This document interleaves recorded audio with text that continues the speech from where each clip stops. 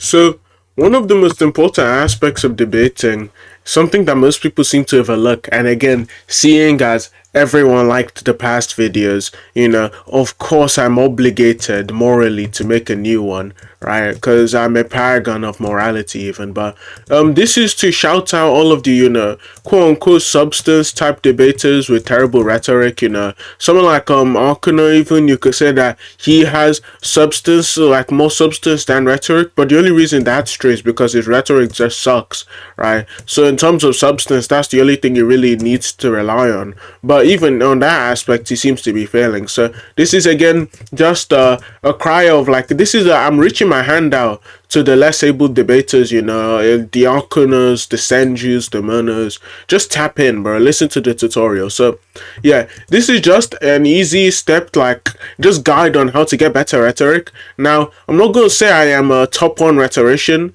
I'm not going to say that I have the best clarity in the but I think I have at least enough to be able to, like, tell people to how to improve their rhetoric. Now, usually the main issue people have with my rhetoric, quote unquote, isn't really just anything to do with how I speak. Isn't even anything to do with like my cadence, the tone of voice I use. Is rather to do with my accent. And it's like I can't really stop you from being racist for one, and then two, most of the time when these people like mic up, they all usually end up being thugs. So I guess maybe, I don't have that hood accent. I don't have that hood accent cut, but to go on with the video, so the first thing you want to do if you're trying to increase your rhetoric is to actually first again, and I start off every single video with this, is just know what you're talking about. See, you come off as way more convincing to the audience, and your confidence will increase way more if you're knowledgeable about the topic. Take it as a regular conversation. If I'm speaking to you regularly and then a topic comes up that I know way more about, I'm usually going to be way more confident. My tone of speech is going to be way better. I'm going to be able to explain things way easier,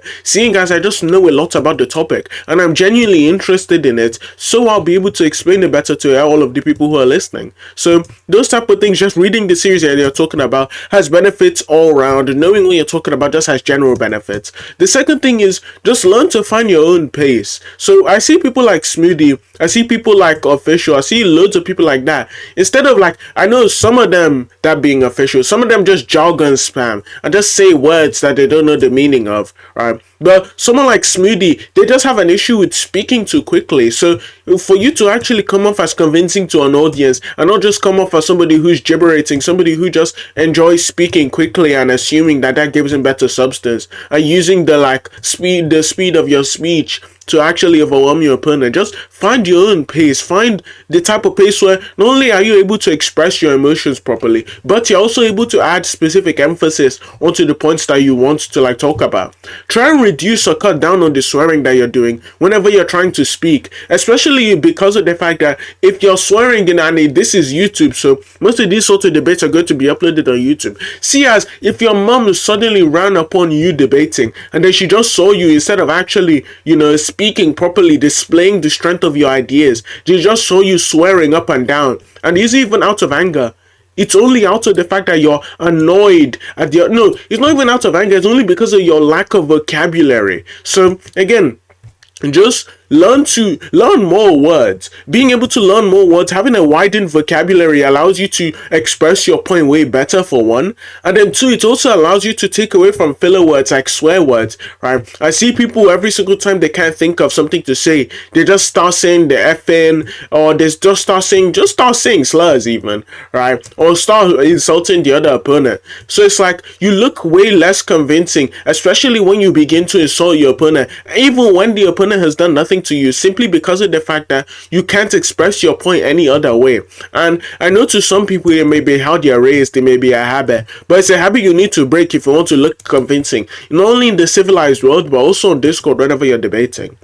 The third thing is you just need to learn how to control your anger whenever you're debating. So I see people like Mono run into these same sort of issues. So whenever they like get angry at the point that your opponent is making, typically you see them results to swearing. Typically you see the points of the force of the argument weakens severely because of the fact that instead of focusing on the actual, how they present themselves, how they actually convey their arguments, instead of that, what they choose to focus on is insulting and trying to belittle their opponent. And most of the time, yeah, you can say that obviously the audience is going to say, yeah, he's winning because he's shouting at his opponent and he's insulting them. Now he may actually be winning the pack off, but in terms of how convincing you look as a debater, swearing at your opponent, getting angry, right, yelling, all of those sorts of things. Now it's okay in certain situations if you're trying to, if the point you're talking about is a very, very heavily emotionally fueled one. Getting angry in those type of situations will show the audience that you really have a strong emotional connection with the points. You also make your point way more believable, especially when you're able to display such emotion of it.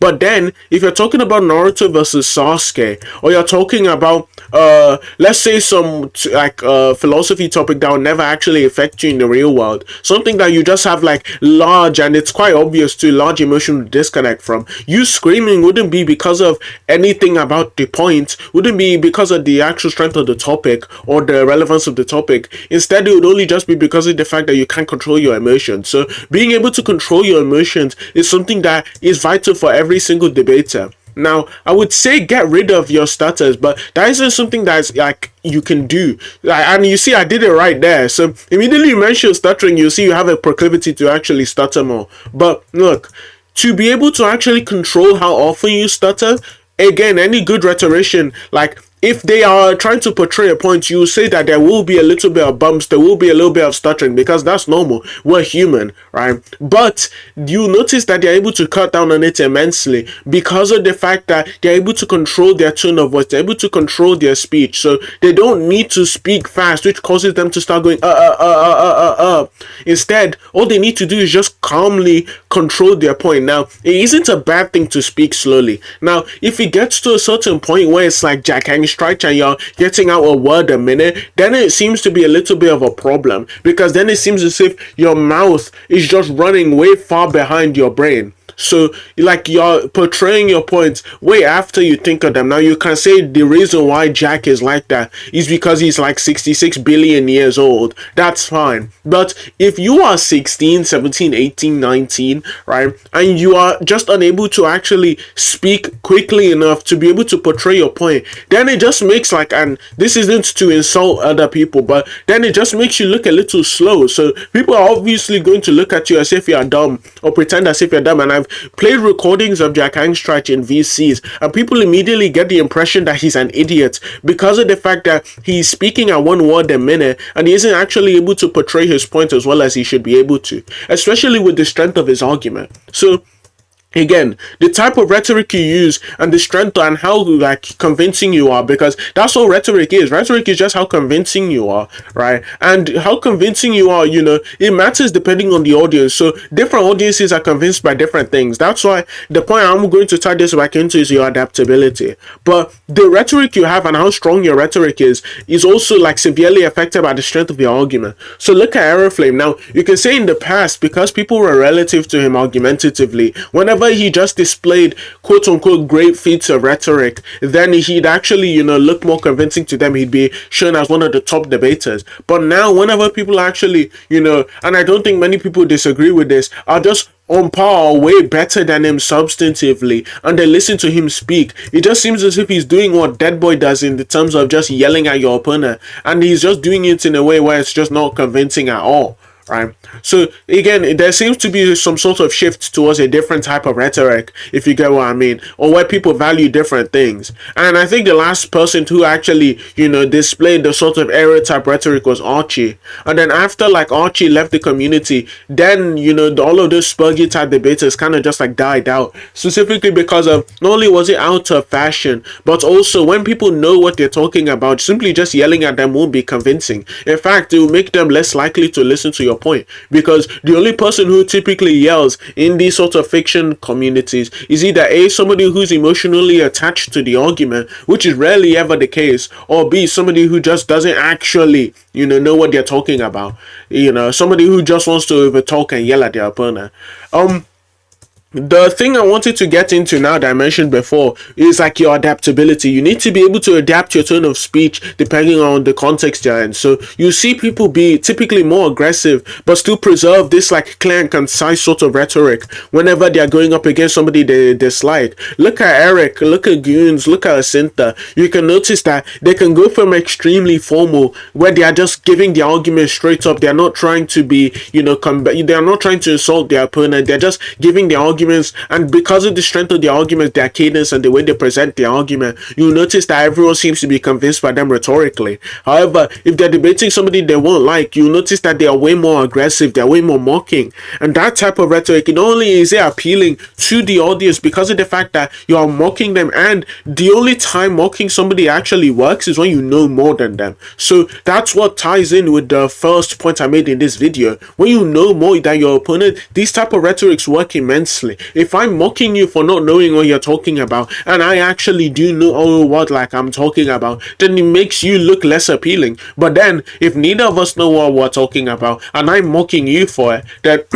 then it's just like the blind leading the blind. Like nobody will really be convinced by that. It's like, yeah, you don't know, or he doesn't know what he's talking about, and you don't know either. So who are you to mock him? And it's like mocking somebody who like for being unable to speak Chinese while also not being able to speak Chinese. It's like it doesn't really look good optically. But those type of rhetorics only work, and your adaptability is like very very predicated off of your ability to actually know what you're talking about, and mostly the strength of your argument even. The other thing I would like to say is just like over talking and cutting off people is also a very quote unquote big part of your rhetoric. Now, I don't think personally it's a very big part. Look at people who do time debates. You can even, again, reference back to the people who I mentioned before, right? Look at Cinta. Cinta's the main one because Cinta does do live like time debates. Cinta, you will notice Cinta going back and forth with her opponent while not cutting them off at all. Look at Cinta versus Divinity. Both of them came off looking rhetorically appealing. Both of them came off looking like good in terms of like how convincing they were, specifically because of the fact that them actually being able to convince the audience isn't actually predicated off of their ability to just stop an argument before it's actually completed, but it's predicated off of the ability to tear down an argument in a very clear, concise and succinct manner, even while the argument has been created and has been given in full force. Now you see people in the sort of fiction communities even, and this is like a tip for you to not do it. So, like, you see people in the fiction community sort of just cut people off and say, oh, yeah, it was a healthy interjection. I need to finish, like, cut you off here because you're quote unquote shotgunning me. But, again, your rhetoric looks way better, again, when you can able to track an argument. So, typically, in debates, you'll not see people make more than, like, you see people make way more than 1 point. You see people make around 2, 3, or 4 whenever they're actually arguing. And then the opponent responds by saying 2, 3, or 4 on their own. And the only time in which, like, people stop doing that is when these points sort of become overwhelming. But at a high level, you're able to do that quite easily, and you're able to go back 2, 3, or 4 like each way.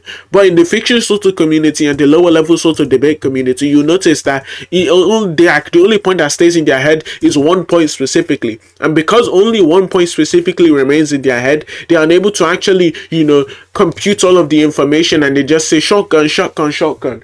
So again, being unable to track is like a really really bad thing in terms of optics, right? Simply just cutting somebody off to yell shotgun because you are able to understand the point they're making